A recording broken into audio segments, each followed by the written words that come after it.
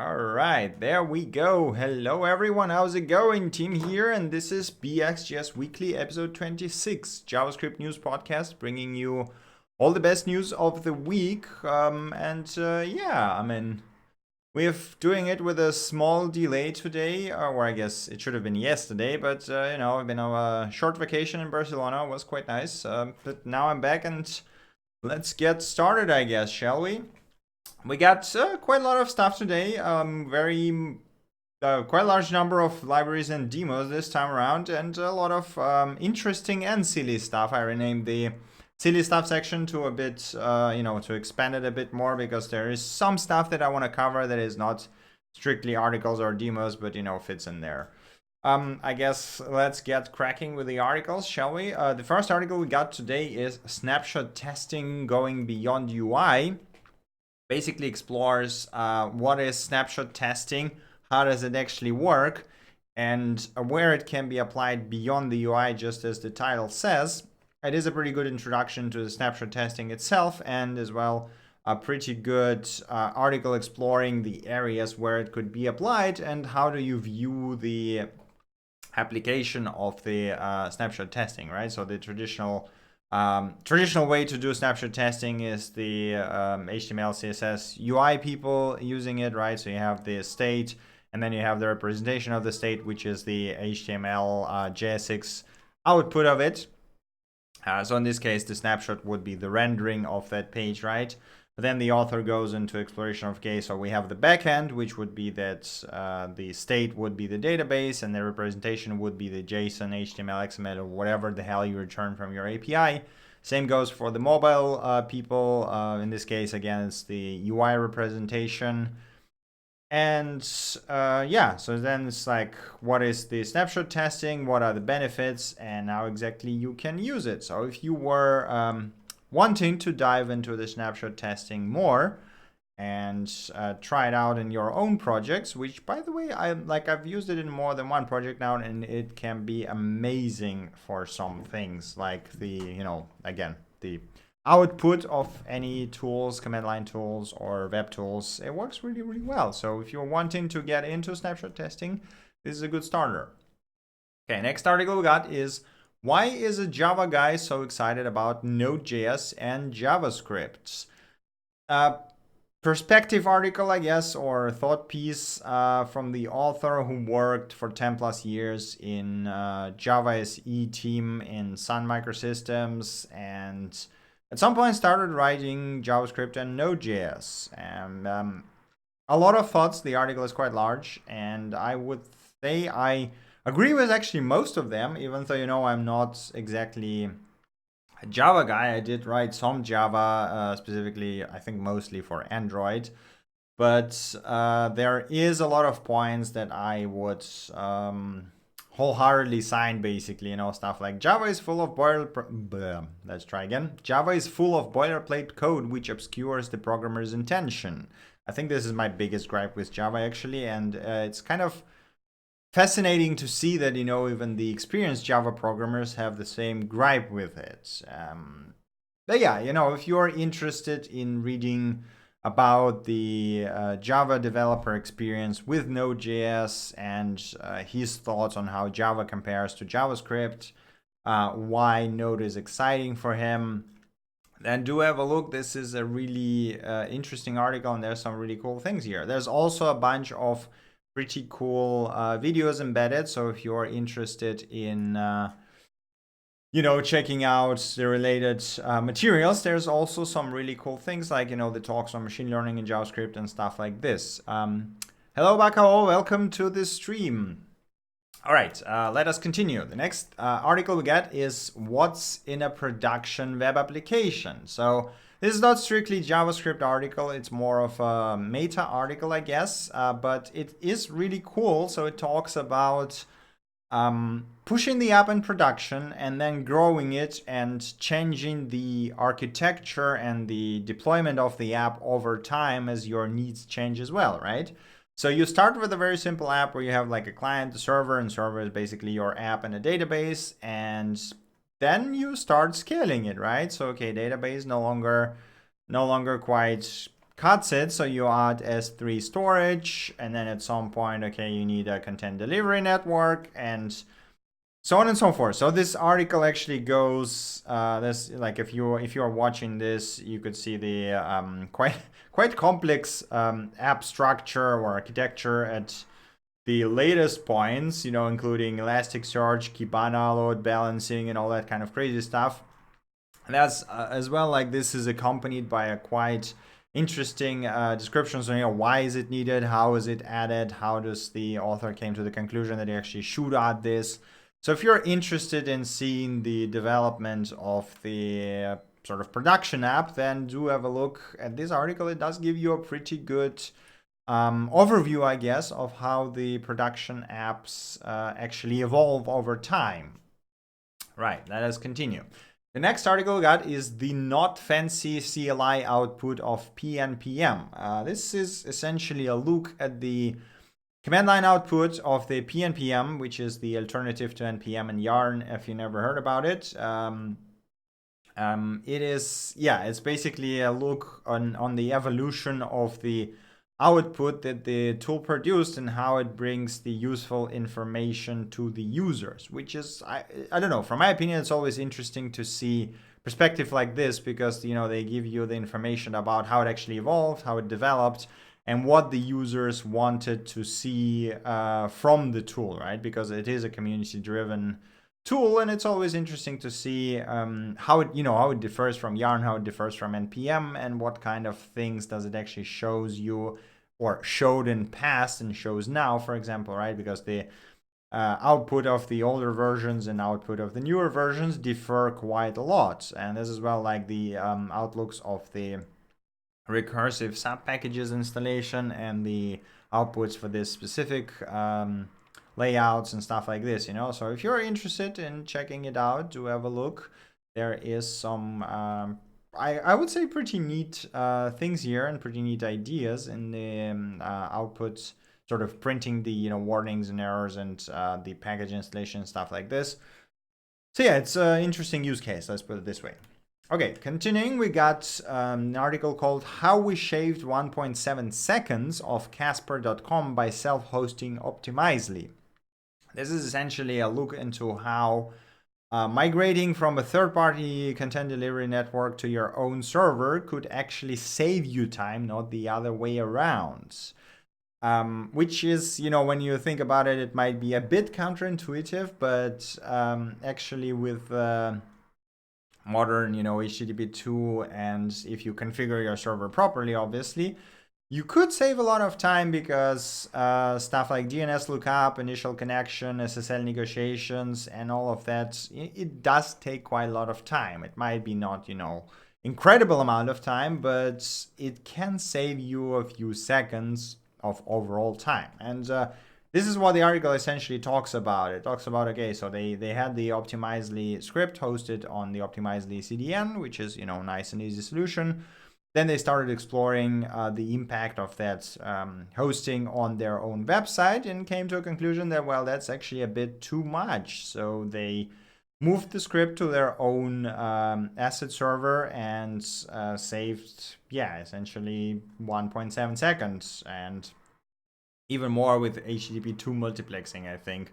So if you're interested in checking out how exactly they did it and the metrics and, you know, all the related info, do have a look at this article. It is quite good.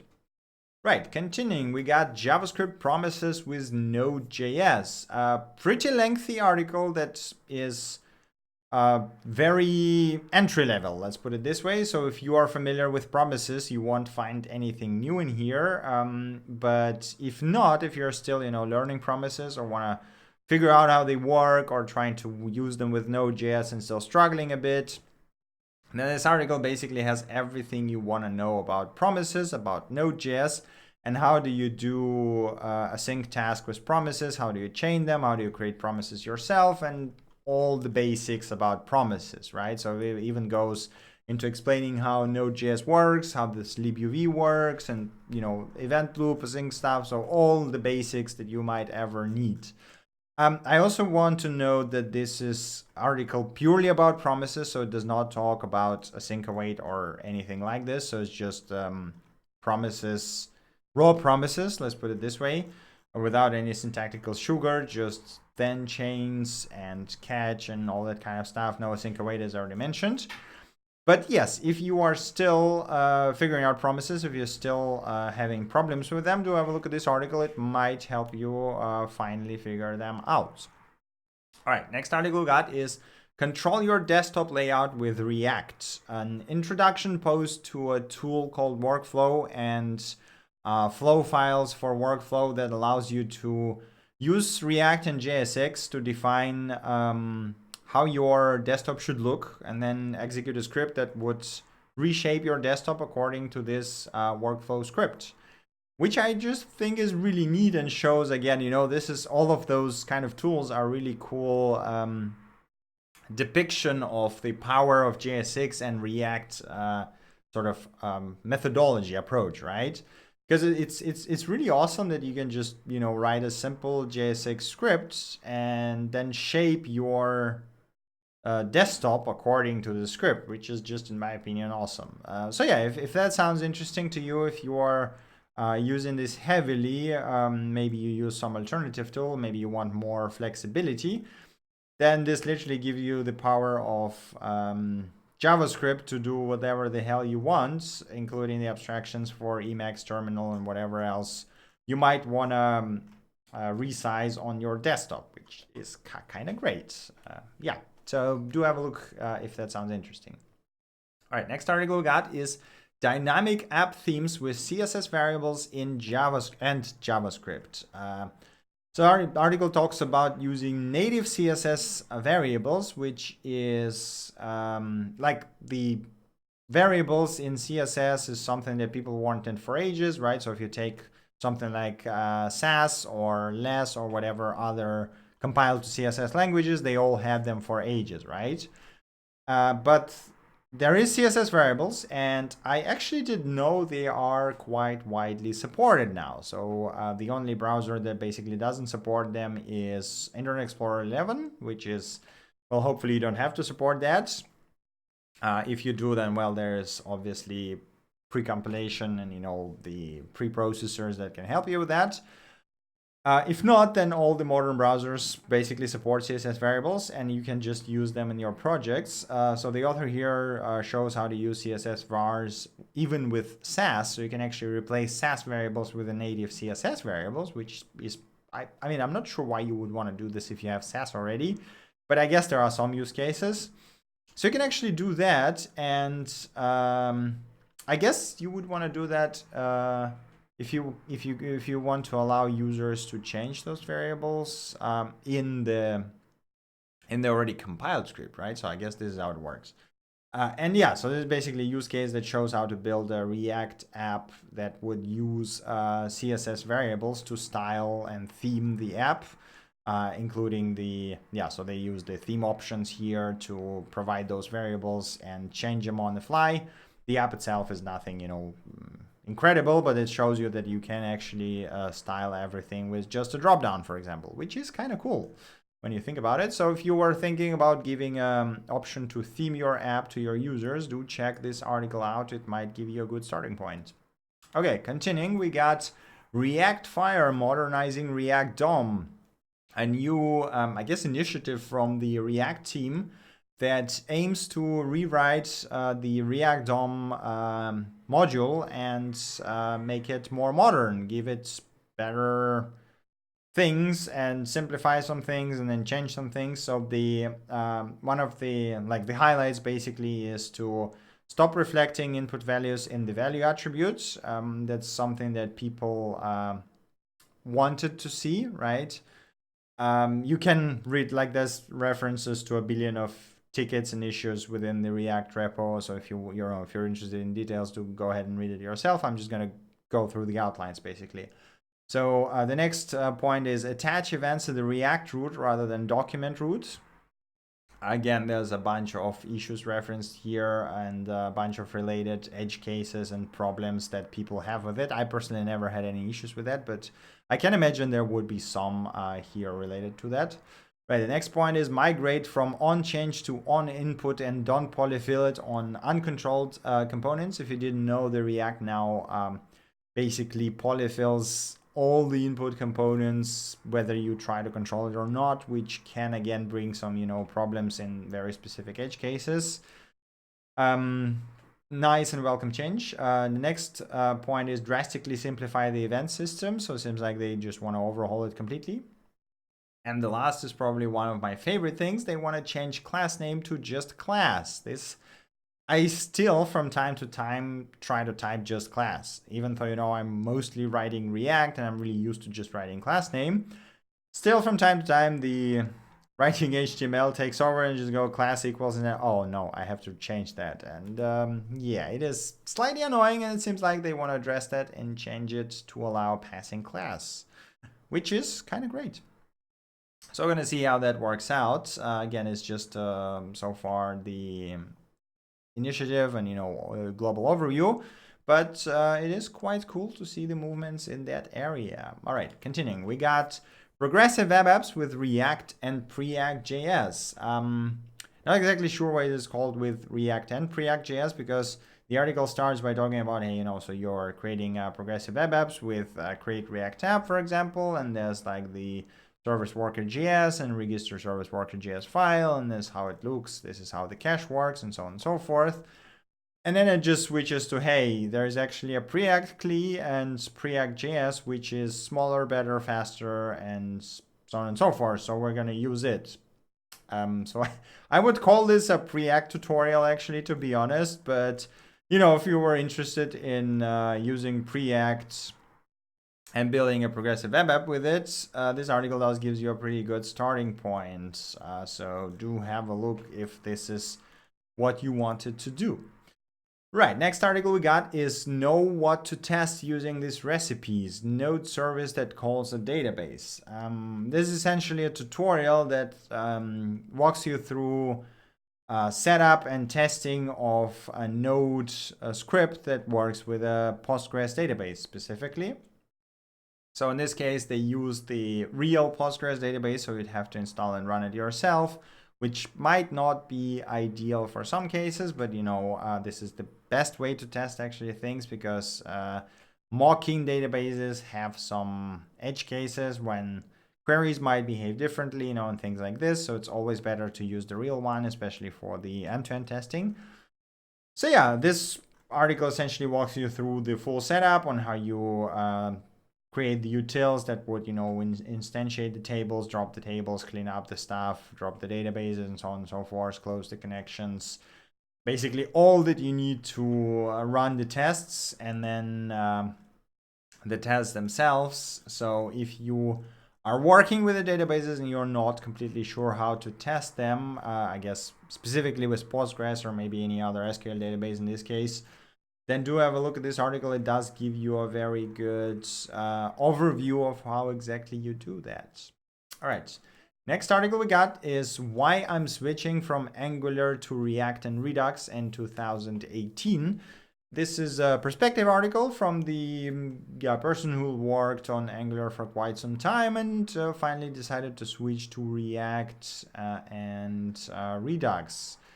And as it says, it's not because of the hype. I'm not even sure if the hype for React is still there. It's like it's been so long out there that I think it's more of, you know, established thing at this point than a hype.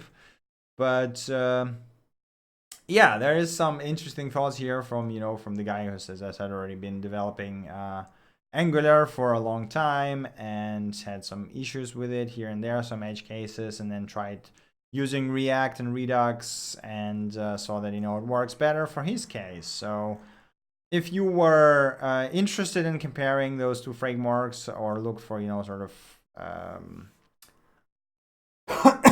apologies, the perspective on it from the Angular developer, then do have a look at this article. It does give you quite a lot of I would say quite in-depth thoughts on, you know, why, in what cases React can be better, why might you want to switch from Angular to React, and yeah, and there's actually quite a lot of links included to a different React-related things that you might want to learn before switching as well. So if that sounds interesting, do have a look.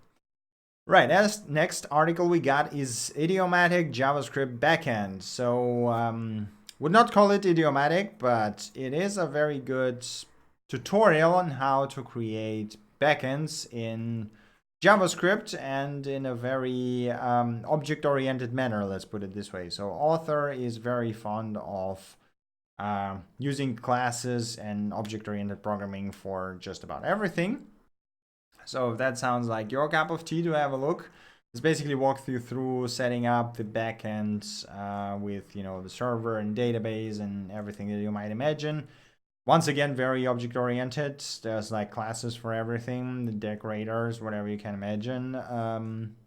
Again, using decorators at this stage is one of the things the Babel guys were complaining about, people using the things that are not yet stable in spec already in production. So maybe not for production, but again, it is a 3-part article that does give you a good foundation, at least, on how to build a JavaScript backend. So if that sounds interesting, do check it out. It is quite good. All right. Next article we got is serverless-side rendering with Vue.js, Nuxt.js, and AWS Lambda.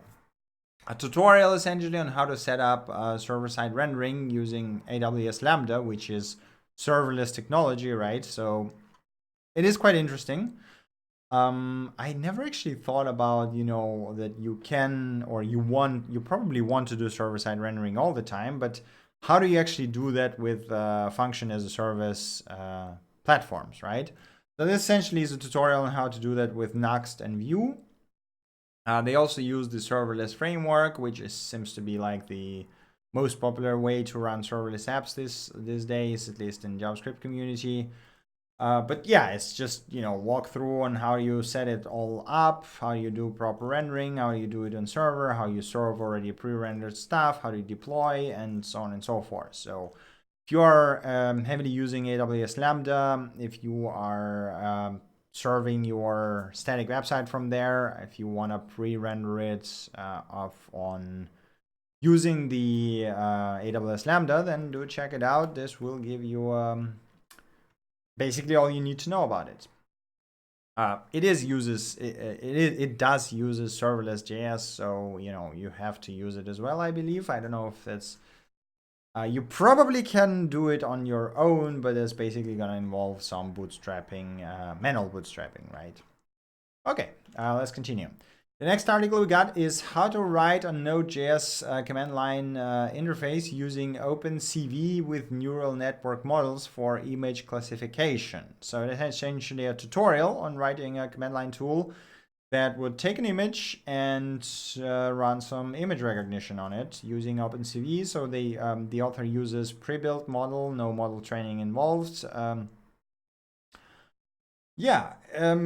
Essentially, if you ever wanted to build a command line tool that works with images and OpenCV, this is a pretty good tutorial that will give you just about everything you need to know about, how to get the image, how to work with the image, how to throw it into the OpenCV library, and how to actually get the results back. So there's also some edge case, or I guess recognition tweaking with like confidence levels playing around and all that kind of stuff.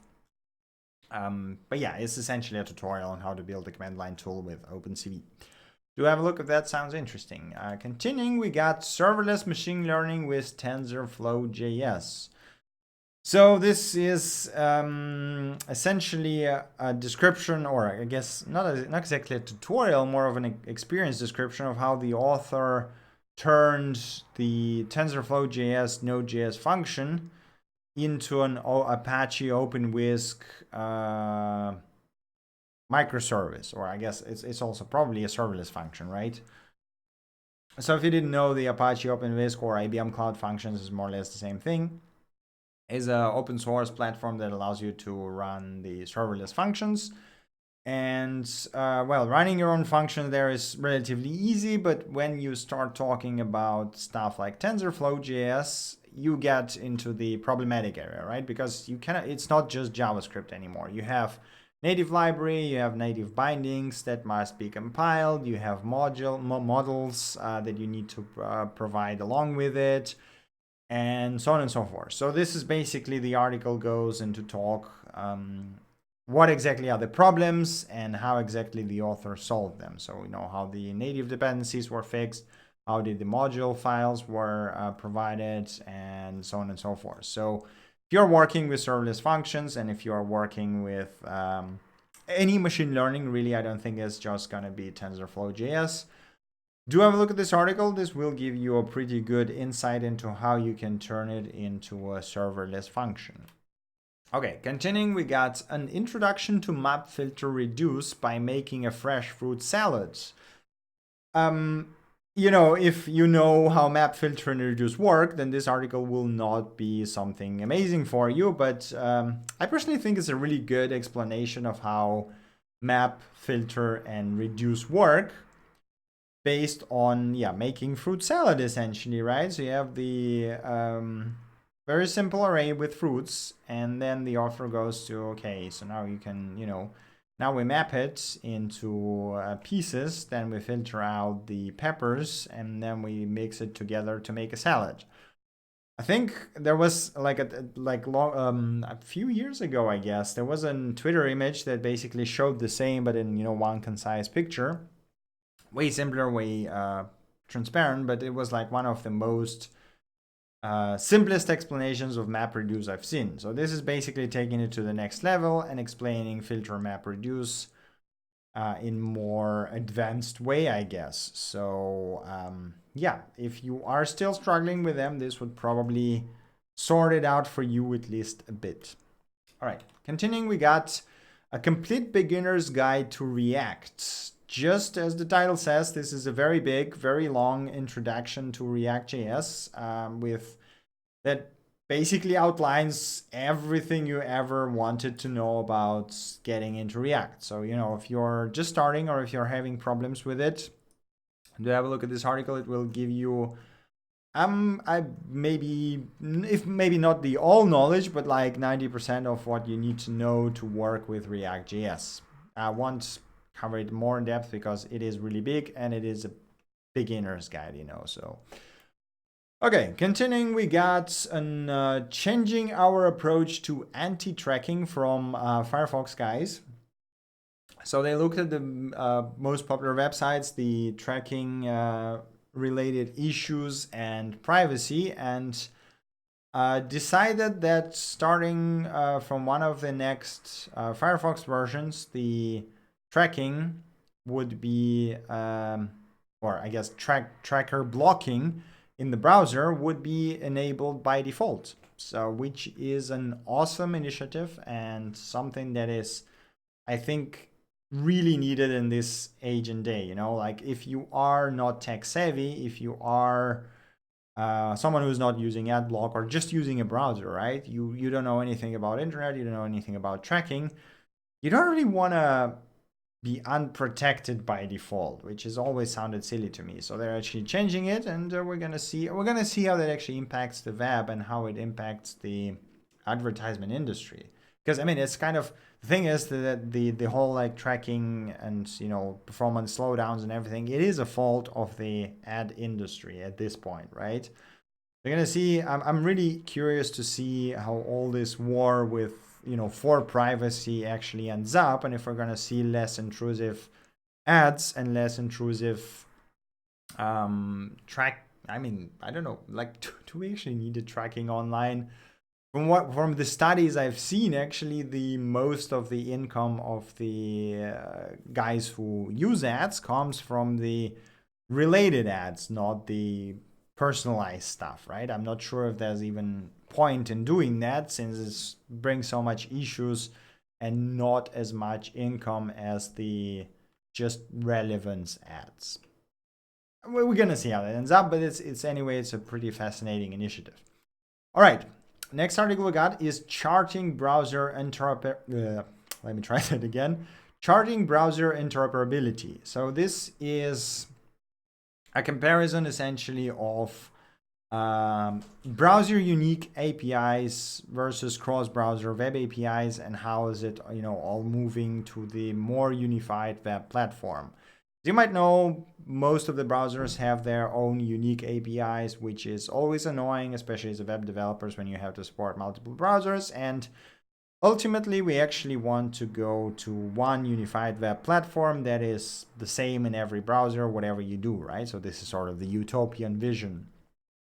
So this is a look actually at the how are we moving towards that vision, and this is actually amazing, to be honest. So I never expected vendors to be that eager to reduce the number of cross-browser APIs, the browser unique APIs, and to unify them, right? So this is kind of incredible. And there's some additional figures here and additional data if you're interested in showing which exactly, so what browsers have most browser specific APIs, and how is the distribution over time, and what are the APIs exactly.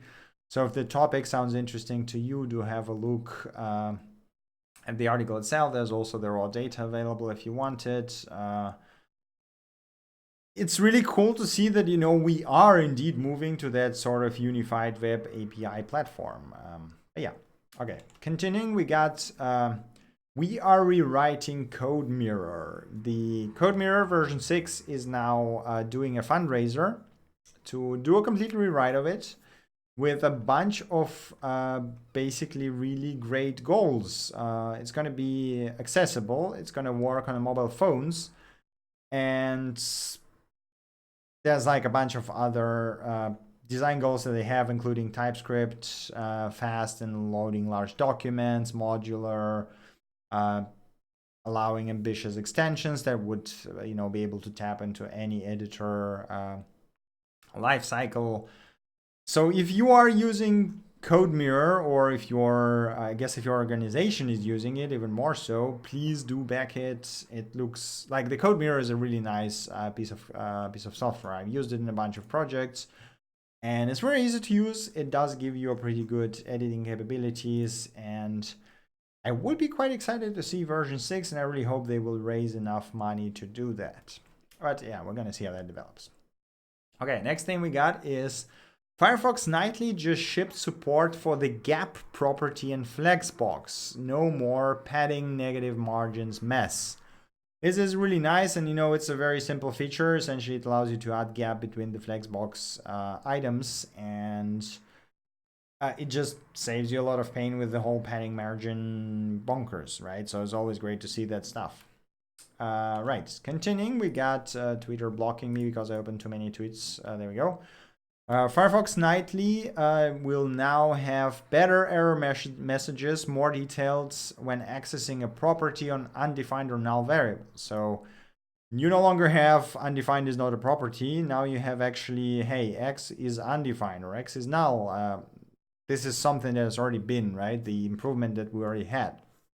But it's still not quite as good as what they have now. So instead of just saying, hey, X is undefined, it will say, can't access property Y of it. So it actually gives you the full description of what is the problem there, right? Which is great. I absolutely love seeing the improvements on error reporting. So this is like a very welcome addition, and I hope Chrome will have something similar coming to it as well.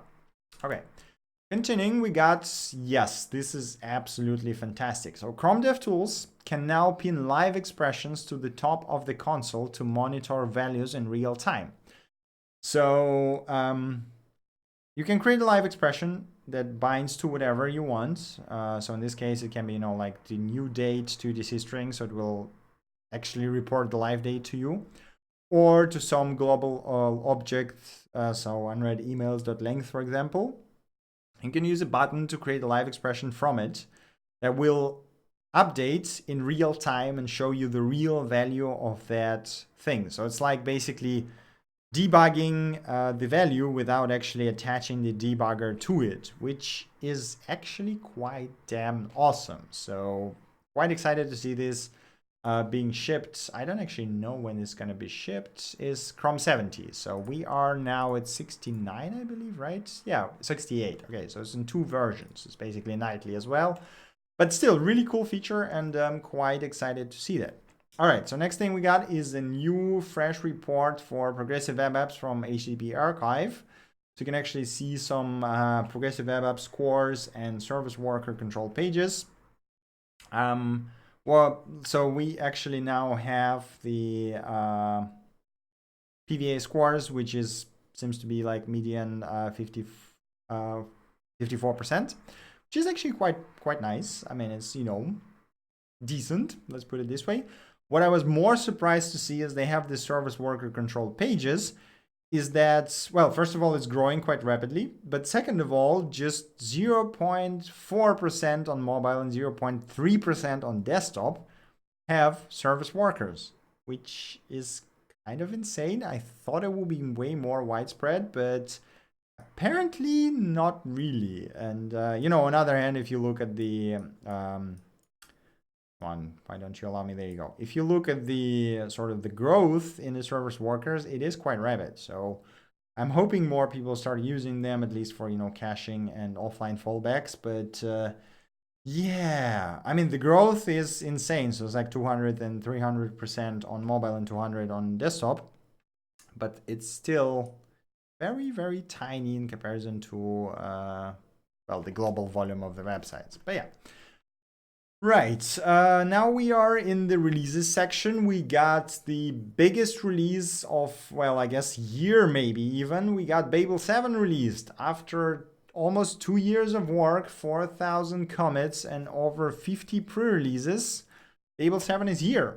It got a lot of things happening underneath. So, all the props to the team because they did an amazing job releasing it. And yes, the tips for Babel on the React rally is also quite cool. I thought it was a really great idea.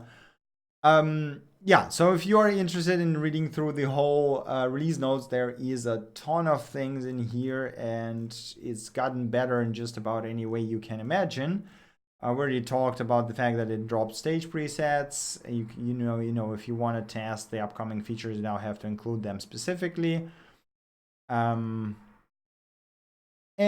one of the cool things is that TypeScript team worked together with Babel team to allow using TypeScript inside of Babel. So if you have a TypeScript code base, you can just use Babel preset TypeScript and compile your code with Babel directly, which is kind of awesome. So you can just use TypeScript with Babel now without any additional setup. So it is kind of great. Yeah, if you're interested in knowing more, the links as usual is in the GitHub. So do have a look yourself. There is, as I said, a whole ton of improvements, changes, and awesome things included. Okay. Next release we got is Enzyme version 3.5.0. If you didn't know about Enzyme, it is a React testing library. This time around, they've some minor release that finally added portal support and forward and create ref support, which has been around for a while. But it's a very nice testing library if you've never seen it for React. But yeah, it's really, really cool to see portals and ref support finally getting added. Addition some minor fixes and stuff like this. Okay, continuing, we got Bacon.js version 3. If you've never heard about Bacon, it's a small functional reactive programming library. Think RxJS, but smaller and simpler. It's quite a nice library. I used it a couple of times in a project where I basically want to drag in RxJS. I think it was 4 at a time, but with the RxJS 6, it's way more modular and supports tree shaking. So I don't know if there's any reason to use Bacon over it. I guess maybe if you don't want to bother with tree shaking and you just need basic operators. But it is a very nice library. So if you just want a simple reactive library that allows you to do very basic things, then do have a look at Bacon. It does basically all you want to do. And some of the naming I do like more than RxJS, I think. So yes, do check it out if that sounds interesting.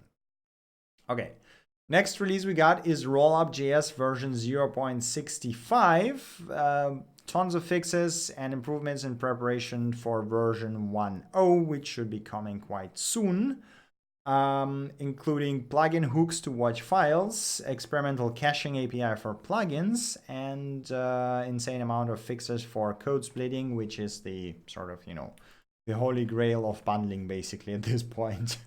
Yeah, Rollup has been an amazing tool, especially for libraries. So I'm really excited to see when the version 1.0 comes out. I mean, I'm using it already, but yeah. Okay, next thing we got is God.js version 9.2 with the highlight being experimental HTTP 2 support. We already talked about God.js at some point. It's a really nice HTTP request library. So if you are looking for one, do have a look here. Okay, next release we got is OpenPGP.js 4.0, a really big release of encryption library from Proton Mail guys. That is, yeah, it's basically OpenPGP in JavaScript, which is kind of cool. So if you are looking for something like this, do check it out. It seems to be pretty good. They also had recently an audit, independent audit made on the library itself, so it's supposed to be very good and very secure, I guess is what you would say. But yeah, this seems to be pretty nice. So we're moving towards more crypto in JavaScript, which is kind of great.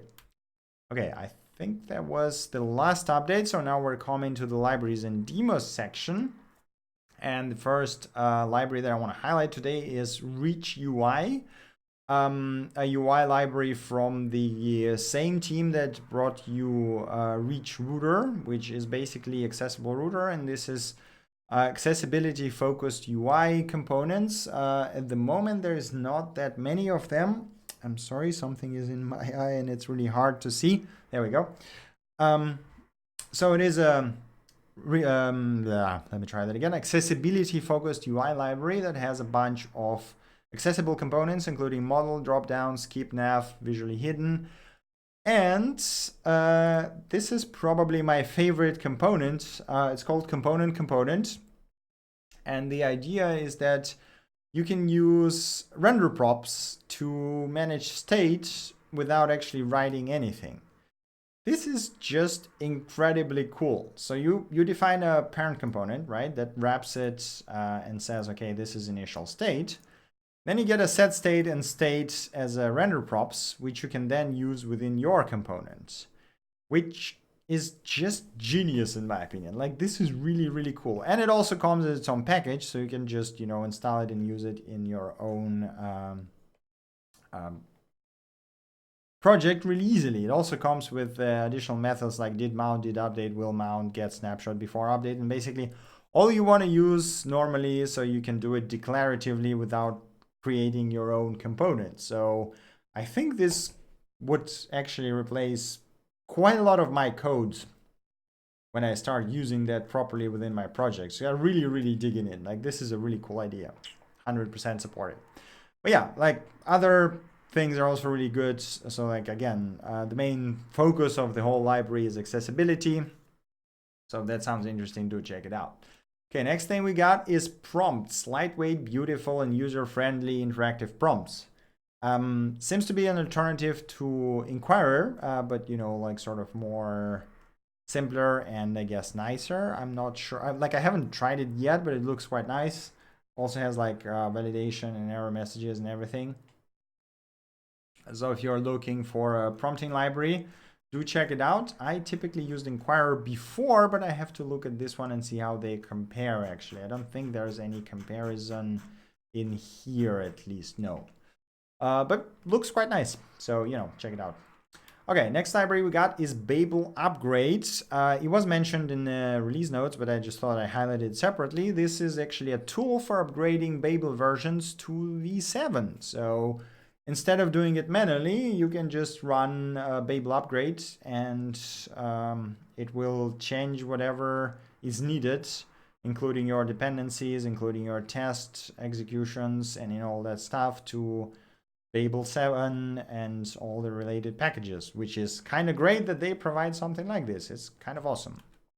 Okay, next thing we got is preact-route-async. Easy asynchronous loading for your router components, just 440 bytes, which is, you know, the Preact ecosystem is always insane and tiny, and this is just another thing for it. So yeah, it is basically asynchronous loading for Preact router. So very tiny, super synchronous and very easy to use. You literally just use import, dynamic import. Okay. So yeah, if you're working with a Preact router and wanted to have a sync route loading, do have a look. Seems to be very nice. Next thing we have is a universal PVA builder called PWA by Luke Edwards, the guy behind Polka and a bunch of other tiny libraries that are pretty performant. So I imagine this is going to be very performant and very tiny as well.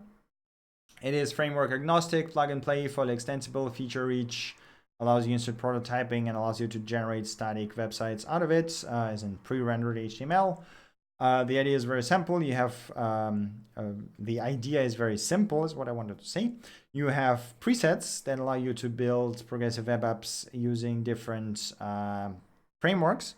So in this case, the official quote-unquote presets that are currently available are preset Preact, preset React, preset Svelte, and preset Vue, which obviously allow you to create Vue, Svelte, React, and Preact apps. And there's a bunch of plugins available that provide you additional features, like, for example, plugin TypeScript that allows you to write your app in TypeScript, obviously.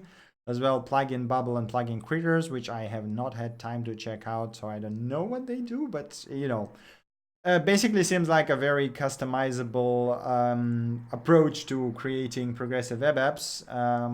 Really curious to see how all that will develop. I mean, his tools are usually quite nice and very easy to use. So, if that sounds interesting, do check it out. This is probably going to be very cool. I'm going to start it because I still haven't for some reason. All right. Next thing we got is v86, x86 virtualization in JavaScript. We already talked about it at some point as a part of, I think it was Windows 95 or something in Electron or whatever. But this is, basically a complete virtualization written in JavaScript. I don't think they use WebAssembly yet, but they do use C and assembly, like the real one, or I guess x86 one, right? And it is actually like a complete virtualization solution in JavaScript that has a demos for Windows 98, Linux, Calibri, FreeDOS, Windows 1, Arch Linux, and whatever you can imagine. There's also a list of description of how it works, what actually things that work and what things that doesn't work. It is insane. Like when you think about it, that you can actually have a full x86 emulation in JavaScript, even without WebAssembly. It's just crazy. So I think it's a really cool also project to learn about virtualization because it's a very well documented, very well written, have tests and everything you can imagine. So if that sounds interesting, do check it out. Also, you can check out the demos if you want. There's like a full DOS running right here. There you go. It's like there's even wait, what? Invaders? Oh, you can have Space Invaders in the browser emulated. There you go. Perfect. Okay, let's continue. Next thing we got is Shimports. Use JavaScript modules and let's try again. Use JavaScript modules in all browsers, including dynamic imports. It's basically a shim for an import and export, very tiny, and works in all browsers. Fallbacks to the native import if present. That's basically all it does. It is really nice, so check it out if you want it. From the author of Rollup. Okay, continue. We got mocked-env. Easy way to mock process.env during testing. So if you ever wanted to mock the process environment and easily restore it afterwards, and check out this library. It's very straightforward. There's not, no crazy things happening, but it will basically give you all that you ever wanted to do it. Okay. Next thing we got is VS Codium, binary releases of VS Code without Microsoft branding, telemetry licensing, and all that kind of stuff. So if you are one of those people who were unhappy with VS Code being, even though it's licensed under FLOSS licensed, the binaries are actually not FLOSS, right? So they include Microsoft telemetry that helps them make it better and tracks you, and some people are not happy about that. It also includes Microsoft licensing and some branding. So if you ever, if you wanted to get rid of that, you had to clone it and build it yourself, which can be annoying. So those guys were like, okay, we'll just fork it and set up the Travis CI to build it currently for OS X and Linux.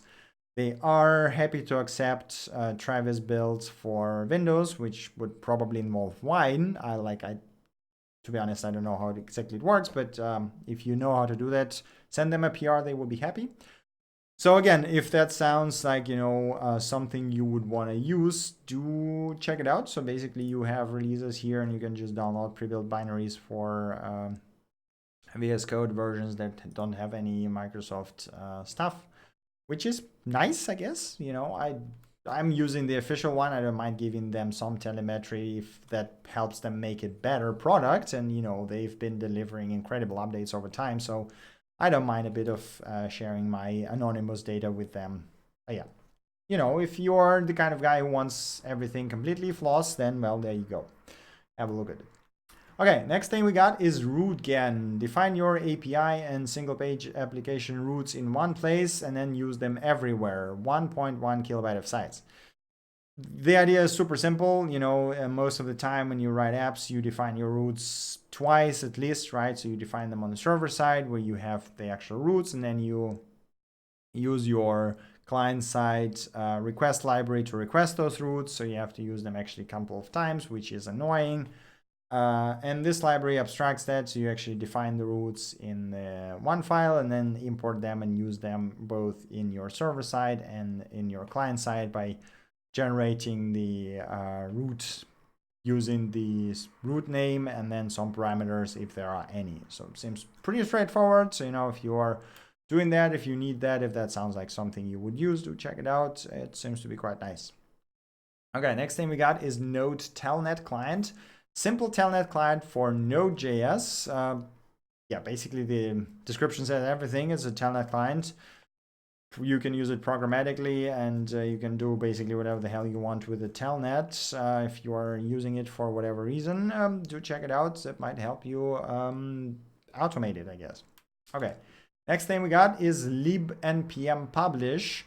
Node.js library for programmatically publishing and unpublishing npm packages.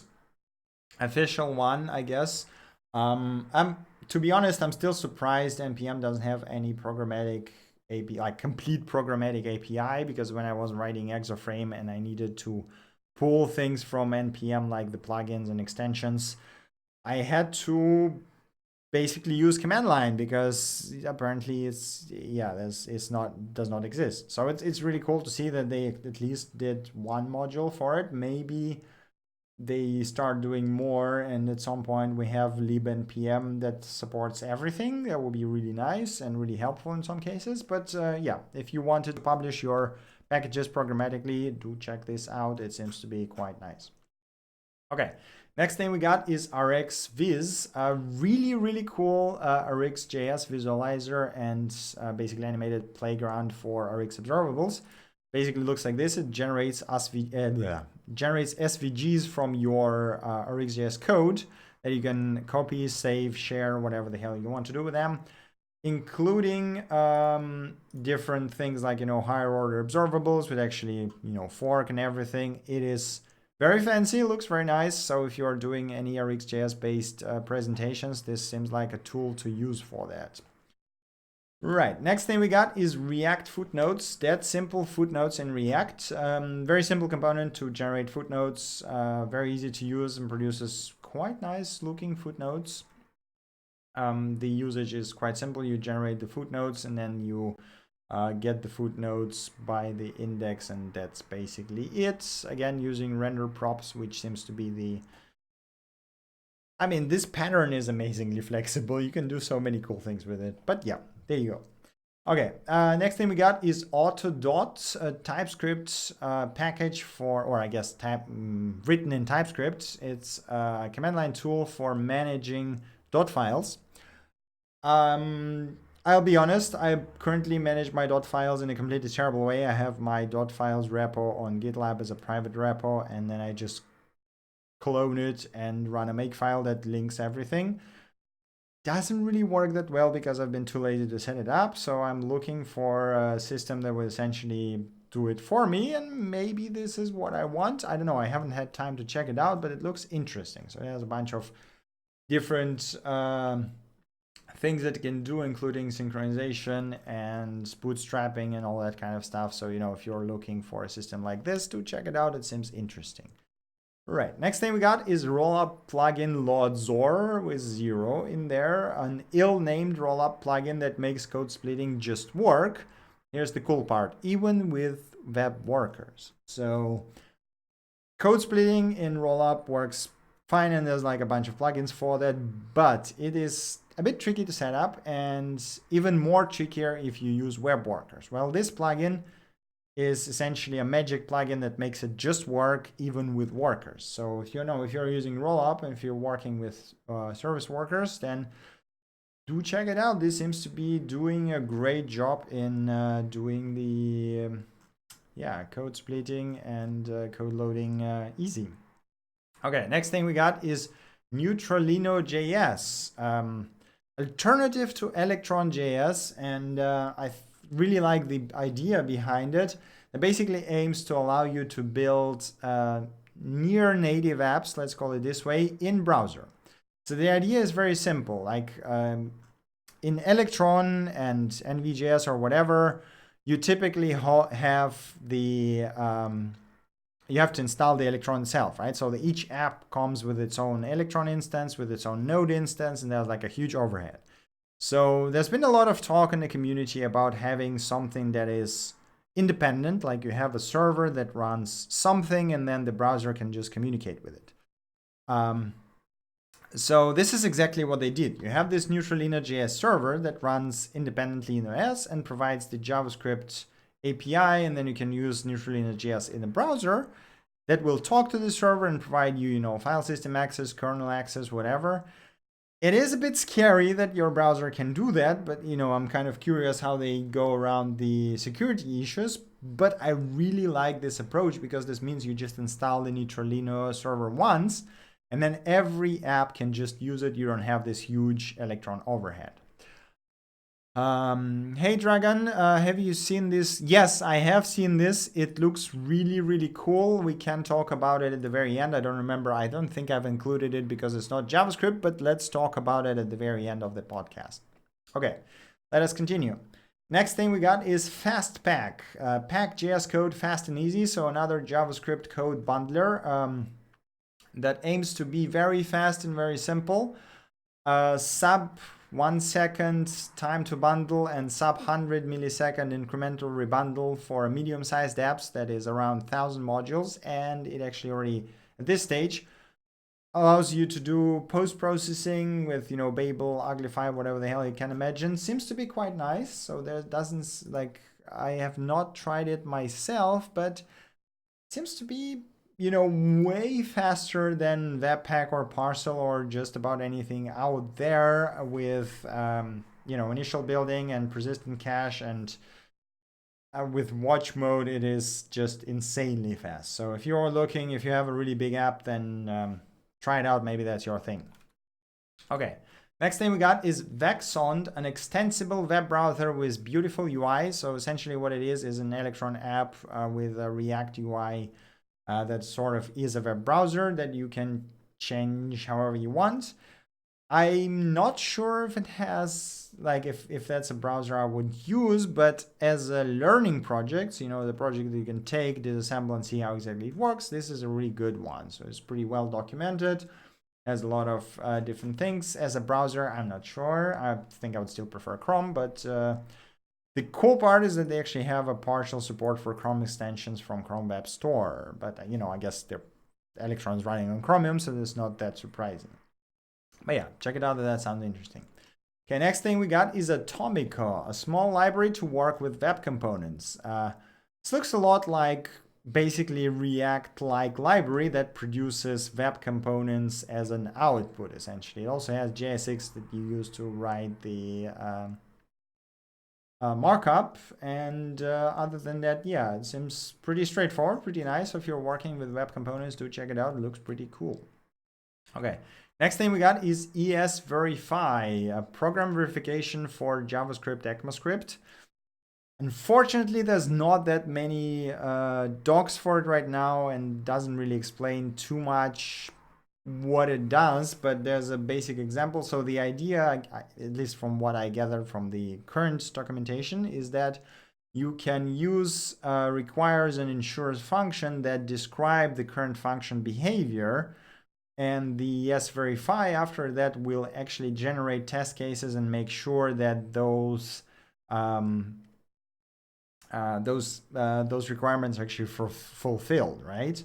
So in this case, they use the max function as an example. So they use requires type of A and type of B to be a number and ensures that the result is bigger than A, right? So I don't know why React team doesn't want to come even close to web components. Well, web components have issues, right? First of all, we already talked on one of the podcasts. Web components, what can I use? Web components are still not very well supported. So if you look, the Firefox still only has them behind the flag. Okay, they're actually coming in Firefox in 63, so like it's nightly now. Finally, flag is not turned on. Safari is still partial supports. Edge doesn't even support them yet, and there's no info, I guess, on when they will support it. So it's, you know, it's very, on one hand, it's really cool technology. On the other hand, for whatever reason, browser vendors are not really fast about getting it shipped. I'm not sure what's the political reason behind it. But the other thing is the Shadow DOM, right? So you have the Shadow DOM as a part of web components. There you go. So again, not even supported in Firefox, which tells you a lot. I guess, you know, I guess the Chrome guys were pushing it a lot and they have it for a long time, but everyone else doesn't seem to be very excited about it. Oh no, Shadow DOM v1 is actually shipped in Nightly. Okay. So at least, yeah, you know, so the support is not quite there yet. There are libraries that allow you to compile React to web components. So it's like, yeah, exactly. Polymer is the Google's thing. So Chrome is, you know, they're working closely with the Chrome team. So, I mean, I guess at some point we'll get there, but I don't know. I guess, you know, actually just using React seems to be a better approach right now, or any other framework, to be honest. But yeah, well, we'll get there at some point, maybe. We'll see how that develops. All right. Continuing, we got this neat website. It's called Which Licenses I Have. And you can literally type in the name of the package, and this will show you what kind of licenses does it includes, as you know, from the dependencies and everything. So you can actually know your sort of license dependency tree and what kind of, you know, if you need to disclose anything or anything like that. It's a bit slow because, you know, it goes through all the included dependencies and shows you everything. Yes, I don't have my JavaScript blocked. Why is it so freaking slow? Come on. Chop, work. Well, I mean, okay. At some point, it shows you the list of licenses, and you can basically have. There was a command line tools like this as well. So maybe, you know, unless you just want to use browser for that, you might want to pick a command line tools. I guess. Come on, just. There we go. No. Come on. Now you can work, right? There we go. Okay. But you already loaded it. Cache it. There we go. Okay, so yeah, React is and everything else is MIT licensed nicely, because thank you, Facebook, for relicensing it to MIT. Okay, continuing, we got React.lazy Example. So this is something I didn't know about, but React has this React.lazy thing that is now merged into master. I don't think it's been released yet. But the idea is that basically you can create lazy components very simply, like async components that would fetch something and only then return the render. And this is an example of how you can actually use it, including the live version where you can actually see it. So whenever, yeah, it's really, really cool that you can now do this and actually have. Yeah, it is amazing. This is just, you know, the fact that they are adding it into the React core along with the React suspense makes it so much simpler to work with the synchronous stuff. So if you're curious about how React.lazy works, do check it out. This seems to be a quite nice example. Okay, continuing, we got tesseract.js, a pure JavaScript OCR for 62 languages. If you never heard about Tesseract, it is a C project, a C++, I believe, that does OCR for just about any language. And this is an mscript port, essentially, for Tesseract C++ API. At the moment, it is compiled to Asm.js, so not WebAssembly yet. We're going to see if they are going to port it to WebAssembly. It's going to be interesting to see if there's any performance improvements in that. But if you are looking to do OCR right in the browser, then, well, you can use that. It works quite well. Bad results. Okay, I mean, I used it in a couple of projects, but we had a quite high quality scans in English. We had a decent result. So it was some like mild errors, but it wasn't too terrible. I guess it does depends on the quality of the input data as well, quite highly. But yeah, if you're looking for something like this, test it out. Maybe it will work for you. All right. Continuing, we got front-end checklist, the perfect front-end checklist for modern websites and meticulous developers. This is essentially, checklists of things that you have to add to your website's modern website to be good, I guess. I mean, I'm not sure if I would use the word good, but it's basically a list of best practices, right? So if you are shipping a website, do check it out. Maybe you'll find some things that you missed, forgot, or yes, that plus Lighthouse. Apologies.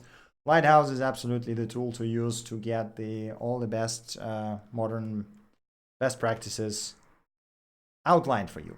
That's absolutely true. Okay. Right, that's it for the libraries and demos. Now we have our interesting and silly stuff section. And the first thing that I wanted to show and talk about is this State of the Web survey had this question: should browsers still allow users to disable JavaScript? Which to me sounds absolutely bonkers. And the answer would be yes. It is my browser and I should control how the hell it executes stuff. But apparently, 61% of people think that, or I guess developers, right? Because the State of the Web survey is mostly answered by the developers. 61% of people think that browsers should not allow users to control JavaScript execution, which is, as a person who runs umetrics that literally blocks 90% of JavaScript right away, I find this to be a bit bonkers. And I recently actually disabled JavaScript execution on my mobile in the browser that I use, because that made the mobile web like 20 times faster and nicer to read, because there's no longer advertisement. All the good websites do the server-side rendering, so I actually get the content first, and I no longer download 2 million garbage, ads and CSS that are not really needed to render things. So yes, please don't take away my ability to disable JavaScript. That sounds like a terrible thing. Like, I mean, we still have extensions that are pretty complex and allow you to control JavaScript execution, but the fact that some people think that you should be allowed to just, not allowed to disable it is kind of bonkers. At least to me. I don't know. What do you guys think? Do let me know in the chat or in the comments if that is something that, and if you think that users should not be allowed to disable JavaScript, do let me know why. I would be very curious to hear the reasoning. Okay. Next thing we got is this amusing thread from a former Tesla employee who worked on their IT infrastructure. And his NDA now expired, and he's posting about the horrors of working on Tesla factory and Tesla IT and Tesla cars, and the way that their servers and apps work. So if you're curious, this is absolutely terrifying. But the thing is that I am actually, I don't know how true this is, but from my experience working and talking to enterprise companies and to people who work in enterprises, this seems to be, well, way too close to be fake. it is hilarious to read and absolutely terrifying. Okay, next thing we got is a couple of, no wait, the first we got, oh yeah, there was this whole Lerna story. So yes, Lerna, a popular tool for managing JavaScript projects with multiple packages, has added an MIT license blocking a variety of companies from using the future versions. So there was this pull request from the James Kyle, I think it was, yes, who added this additional clause to MIT license that said the following companies cannot use Lerna anymore because they collaborate with the ICE thing in the US, and there was the whole children situation, which is absolutely abysmal. And the thoughts about not supporting those companies is okay, no, how do I put it? So protesting against the ICE doing this to children is something that I think is good. Doing it in this way, I don't think it's productive, right? Okay, so those companies work with ICE, but it doesn't mean they support ICE. Plus, it's never that simple.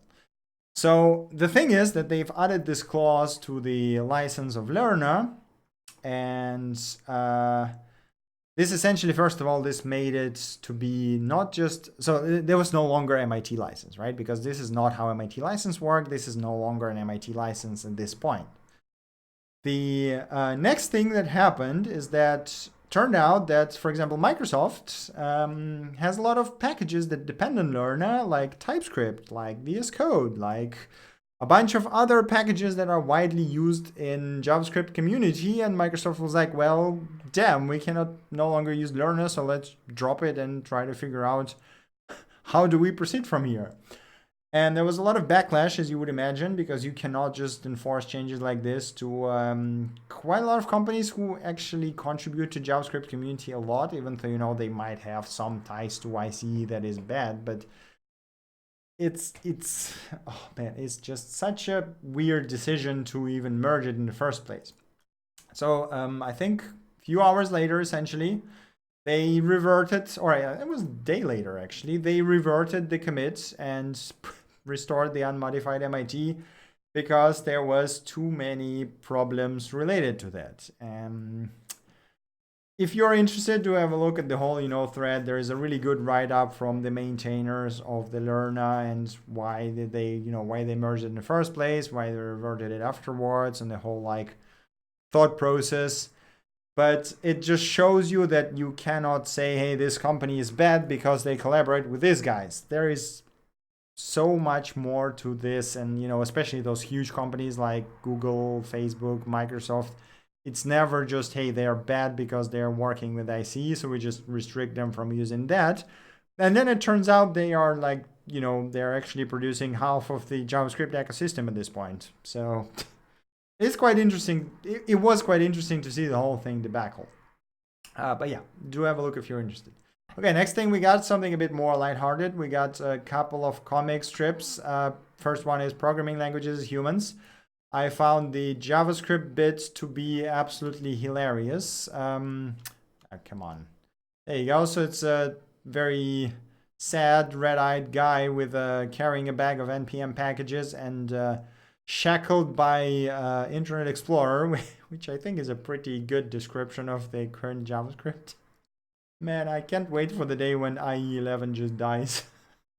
But just check them out. Those are really, really really good depictions of other languages as well. So if you've ever written any other, if you ever work with any other languages, you probably will like those. And the other one is from the same monkey user guy building a raft with no specs, no funding, no QA, no market research, no deadline, and no demand. And I think the no demand strikes it too close to home. That's been done too many times by me as well. So it's great. It's awesome. Okay, continuing, we got amazing threads on r/sysadmin subreddit. What's the hardest you've ever noped out of an interview? So this is not specifically JavaScript. It's more of a sysadmin stuff and administrating and IT infrastructure.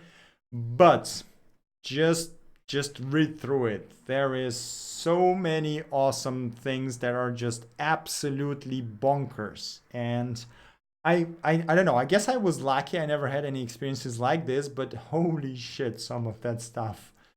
It's like, yeah, the one in the guy who started the thread, his experience was, well, we run credit card terminals and process the payments, but we are different because we run third-party apps on credit card terminals.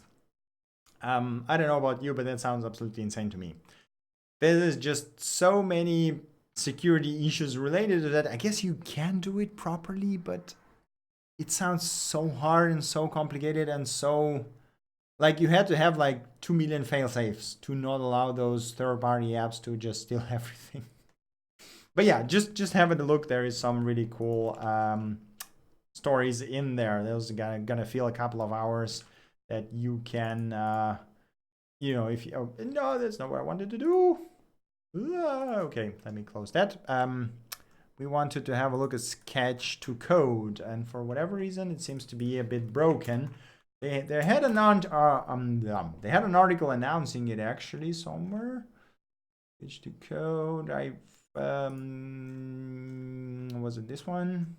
No, it wasn't this one. There was I saw an article from the Microsoft guys that essentially outlined the whole thing, but I cannot. No, what? Why do I? News is what I want. Was it this one? Channel 9. Yeah, I think. Nope. Was it this one? This is experiments as well, right? Okay, we can check this one out. So maybe mute. And the idea is that you can literally sketch something on a paper, then take a photo of it, and the sketch to code platform using machine learning will actually transform that into an actionable app. So like, yeah, like they had a really cool article. There was like a demo in there basically that explained it pretty well, but yeah, there you go. There's oh man, they had so much better. I don't know, but whatever. If that sounds interesting, do check it out. I think it's really cool. I'm not sure how the quality of code that it produces is, and how exactly it works, but it's a really nice experiment. Like really, really cool. Okay, no, but it's not design, right? It just generates your like. I think people overestimate the ability of AI to produce unique things, right? You hire designers, you hire experts when you want to produce unique experience, right? So unique design, unique UX, unique workflow, unique functionality. AI is really good, at least at this stage in time, right? AI is really good when you fit it a lot of the existing things. It will give you something very similar and very generic, right? It will give it to you really fast. It will produce a really good result. Most likely it's going to be like 95, 98% of quality. Let's put it this way.